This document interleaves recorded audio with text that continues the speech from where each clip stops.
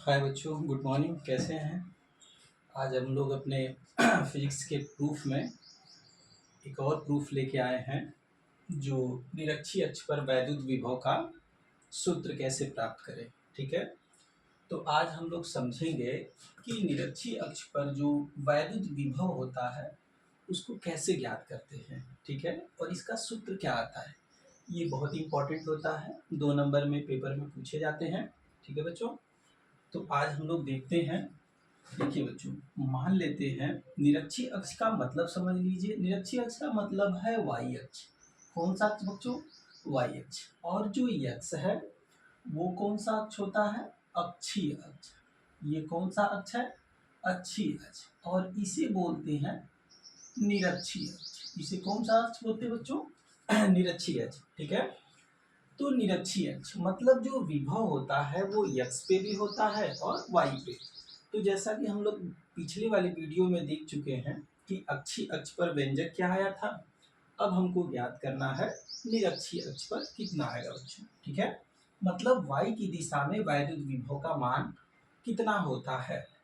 तो मान लेते हैं बच्चों कि एक आवेश यहाँ रखा हो माइनस क्यू आवेश, और दूसरा आवेश जो रखा हो यहाँ पे मान लेते हैं प्लस क्यू आवेश। और एक माइनस और एक प्लस आवेश के बीच की दूरी आपको पता है कितनी होती है? 2l होती है। अब हम इन दोनों के मध्य बिंदु से, कहाँ से? मध्य बिंदु से एक बिंदु P ले लिए, और इस P बिंदु से स्मॉल r दूरी पर इसके विभव और इसके विभव को ज्ञात करना है। तो हमने मान लिया यहाँ पे है एक बिंदु O। ठीक है, जहाँ पे हमको वैद्युत विभव क्या करना है बच्चों? ज्ञात करना है या निकालना है। तो हम लोग यहाँ से इसको मिला देंगे और यहाँ से इसको मिला देंगे।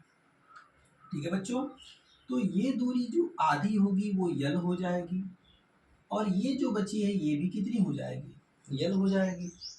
अब ये हमको देख रहे हैं कि ये झुकाव पे दिख रहा है, थीटा डिग्री का कोण मान सकते हैं। कितना मान सकते हैं बच्चों? थीटा डिग्री का कोण। अब आप देख रहे हैं कि अगर एक त्रिभुज लिया जाए, ठीक है, जैसे कोई किसी भी त्रिभुज में आ जाइए, तो ये आपकी लंब भुजा दिख रही है और ये आपकी आधार भुजा दिख रही है। तो पाइथागोरस के अनुसार ये कर्ण हो जाएगा। तो हम लोग जानते हैं कि पाइथागोरस प्रमेय से, किससे बच्चों? पाइथागोरस प्रमेय से कि कर्ण की भुजा यानी कर्ण बराबर होता है अंडर रूट लंब का स्क्वायर और प्लस आधार का स्क्वायर।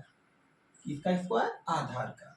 आप देख रहे हैं बच्चों लंब की भुजा कितनी दिख रही है? r, तो r पे हो जाएगा स्क्वायर, अब प्लस यानी आधार की भुजा कितनी हो गई? l हो गई। पूरी भुजा नहीं लेंगे बच्चों, किसी एक त्रिभुज में ही लेंगे, चाहे आप इसमें निकालिए इसमें, दोनों बात सेम आ जाएगी। यानी कि आपकी ये कर्ण की जो भुजा आ गई कितनी आ गई? r square plus l square आ गई। तो जितनी भुजा की दूरी ये है उतनी इधर भी है, तो इधर भी आपका कितना हो जाएगा? r square plus l square. और इन आवेशों के बारे में जानकारी देने के लिए हम लोग रख देते हैं एक परीक्षण आवेश Q0। क्या रख देते बच्चों? Q0, या इसका मान हम लोग मान लेते हैं कि होता कितना है? 1 होता है बच्चों। कितना होता है? 1 होता है। अब मान लेते हैं कि माइनस Q आवेश के कारण, Q आवेश के कारण वैद्युत विभव, वैद्युत विभव V1 बराबर, आप विभव का आपका सूत्र पता है कि विभव बराबर क्या होता है बच्चों? V बराबर 1/4 पाई एप्सिलॉन नॉट Q बटे R होता है। क्या होता है बच्चों? Q बटे R होता है। तो माइनस Q के कारण चलेंगे तो त्रिज्या यहाँ से यहाँ तक, मतलब करड़ी में R square plus L square हो जाएगा।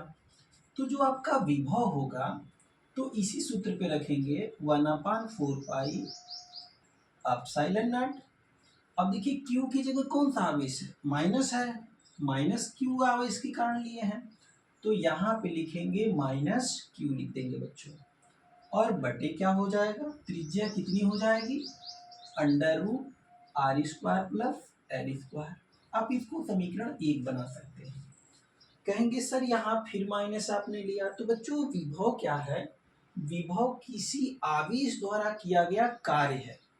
क्या है बच्चों? किया गया कार्य है। जो एक आवेश दूसरे आवेश के वैद्युत क्षेत्र में प्रवेश करना चाहता है, जो उसके विरुद्ध कार्य करता है, तो विरुद्ध कार्य जो होता है वही आपका वैद्युत विभव कहलाता है। तो विभव आपका जो कार्य होता है वो धनात्मक, ऋणात्मक या शून्य भी हो सकता है। ठीक है, तो इसलिए हम लोग निकाले हैं विभव जो लिखे हैं माइनस का। माइनस क्यों लिखे हैं? माइनस क्यू आवेश के कारण कितना कार्य होगा वो हम लोग निकाले हैं, जो कि V1 से डिनोट किए।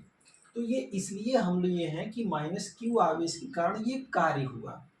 अब आपको चलना है किसके कारण बच्चों? प्लस क्यू आवेश के कारण। तो प्लस क्यू आवेश के कारण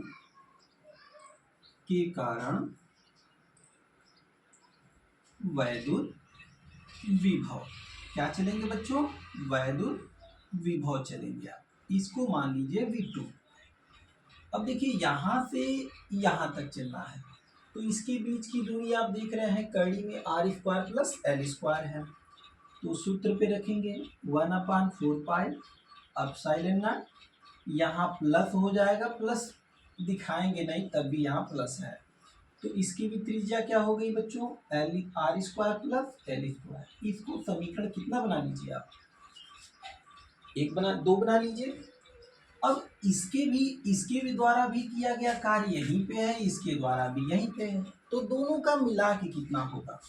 तो लिखेंगे अतः बिंदु ऊपर कुल कार्य माने कुल विभव। क्या लिखेंगे बच्चों? कुल विभव। तो V बराबर V1 प्लस आप दे देंगे V2। क्या दे देंगे बच्चों? V1 प्लस V2 दे देंगे, मतलब दोनों को आपको जोड़ देना है। V बराबर देखिए V1 की वैल्यू क्या है? 1/4 एप्सिलॉन नॉट, यहाँ लिखा है माइनस क्यू, कड़ी में हो गया r square plus l square. ठीक है बच्चों, फिर प्लस आप V2 की वैल्यू लिख लीजिए 1/4 एप्सिलॉन नॉट क्यू बटे under root r square plus l square. ठीक है बच्चों, अब इसका गुणा 1 में कर लीजिए तो भी कोई दिक्कत नहीं है बच्चों। V बराबर हो जाएगा Q 4 एप्सिलॉन नॉट कड़ी में r square plus l square. क्या हो गया बच्चों? कड़ी में r square plus l square हो गया। दूसरा आपका कितना हो जाएगा? प्लस Q बटे 4 एप्सिलॉन नॉट कड़ी में r square plus l square. देख रहे हैं नीचे का आपका आधार सेम है, ऊपर भी सेम है, एक माइनस में है और एक किसमें बच्चों? प्लस में है। तो ये क्या हो जाएगा? कैंसिल हो जाएगा। यानी V बराबर कितना आ गया आपका? 0। यानी कि निरक्षीय अक्ष पर जो वैद्युत विभव का व्यंजक होता है, यानी वैद्युत विभव होता है, वो कितना होता है बच्चों?